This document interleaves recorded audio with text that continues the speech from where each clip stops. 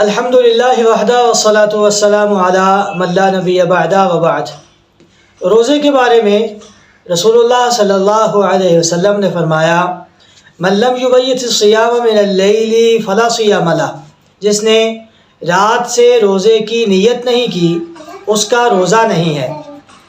اب ہم روزے کے لیے نیت کریں گے کیسے؟ جو نیت ہے یہ دل کا عمل ہے، زبان کا نہیں۔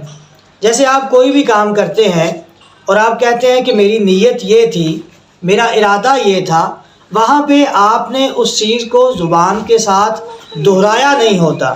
تو جو نیت ہے وہ آپ کے دل کا کام ہے، آپ کی زبان کا کام نہیں ہے۔ باقی تمام عبادات کی طرح روزے کی نیت بھی صرف دل سے کی جائے گی۔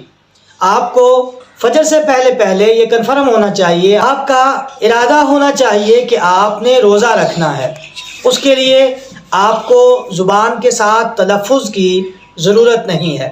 اس کا فرق یوں پتہ چلے گا کہ اگر آپ 29 شعبان کو رات کو جلدی سو گئے اور آپ کو پتہ نہیں چلا کہ رمضان المبارک کا چاند نظر آ چکا ہے، اب آپ صبح فجر کی اذان کے بعد اٹھے ہیں، تو اس صورت میں آپ فرضی روزہ نہیں رکھ سکیں گے، کیونکہ فجر کی اذان سے پہلے آپ کی نیت نہیں تھی۔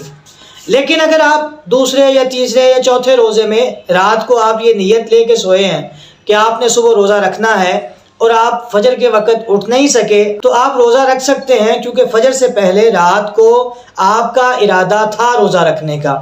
تو روزے کی نیت کے حوالے سے جو دعائیں ہمارے معاشرے میں معروف ہیں، ان میں سے کوئی دعا بھی رسول اللہ صلی اللہ علیہ وسلم سے ثابت نہیں ہے۔ جیسے ہمارے ہاں ایک دعا معروف ہے، وَبِصَوْمِ غَدٍ نَوَيْتُ مِنْ شَهْرِ رمضان، ایسی کوئی دعا پیارے پیغمبر علیہ الصلوۃ والسلام سے ثابت نہیں ہے۔